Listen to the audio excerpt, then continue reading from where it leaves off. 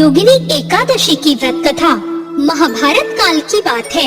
एक बार धर्मराज युधिष्ठिर ने भगवान श्री कृष्ण से कहा, हे त्रिलोकीनाथ, मैंने ज्येष्ठ माह के शुक्ल पक्ष की निर्जला एकादशी की कथा सुनी थी। अब आप कृपा करके आषाढ़ माह की कृष्ण पक्ष की एकादशी की कथा भी मुझे सुनाइए। इस एकादशी का क्या नाम है और इसका क्या महत्व है, मुझे विस्तार पूर्वक बताइए। श्री कृष्ण ने कहा, हे पांडु पुत्र, आषाढ़ माह की कृष्ण पक्ष की एकादशी का नाम योगिनी एकादशी है। इसका व्रत सभी पापों का नाश करता है। ये व्रत करने से लोक में भोग और परलोक में मुक्ति मिलती है। हे धर्मराज, ये एकादशी तीनों लोकों में प्रसिद्ध है। इसके व्रत से सभी तरह के पाप नष्ट हो जाते हैं। तुम्हें मैं पुराणों में कही हुई एक कथा सुनाता हूँ, उसे ध्यान से सुनो। कुबेर नाम का एक राजा अलकापुरी नाम की एक नगरी में राज करता था। वो बहुत बड़ा शिव भक्त था और उसका हेममाली नाम का एक यक्ष सेवक था जो पूजा के लिए फूल लाया करता था। अब हेममाली की विशालाक्षी नाम की एक बहुत सुंदर पत्नी थी। एक दिन वो मानसरोवर से पुष्प लेने आया, लेकिन कामासक्त होने के कारण पुष्पों को रखकर वो अपनी स्त्री के साथ रमण करने लग गया और इस भोग विलास में वो फूल ले जाना भूल गया और उसे वही दोपहर हो गई।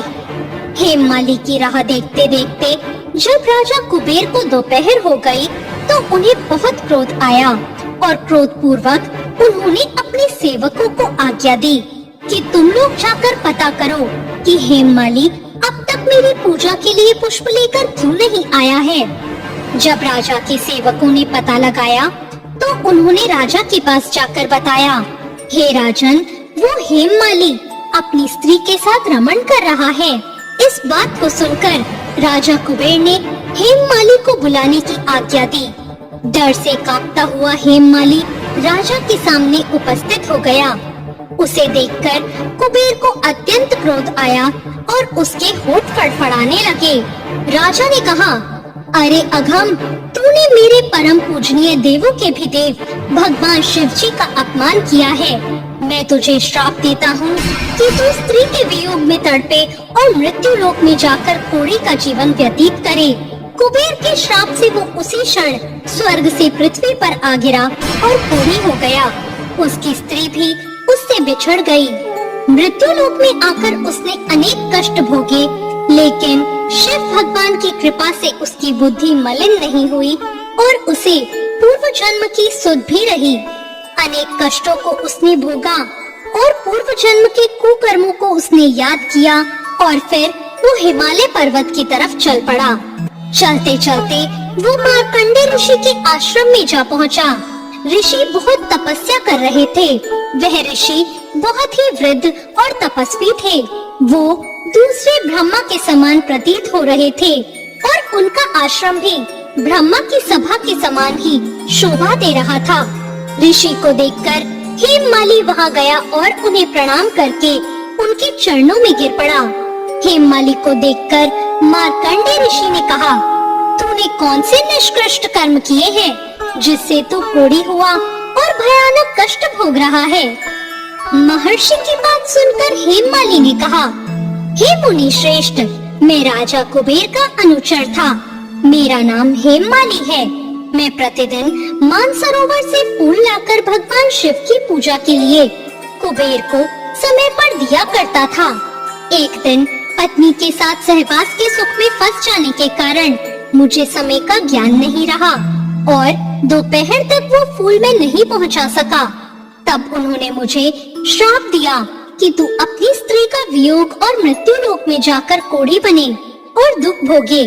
इस कारण मैं कोढ़ी हो गया और पृथ्वी पर आकर भयंकर कष्ट भोग रहा हूँ।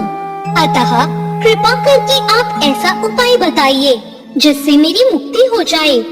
मार्कंडे ऋषि ने कहा, हे हेममाली, तूने मेरे सम्मुख सत्य वचन कहे हैं, इसलिए मैं तेरे उद्धार के लिए एक व्रत बताता हूँ।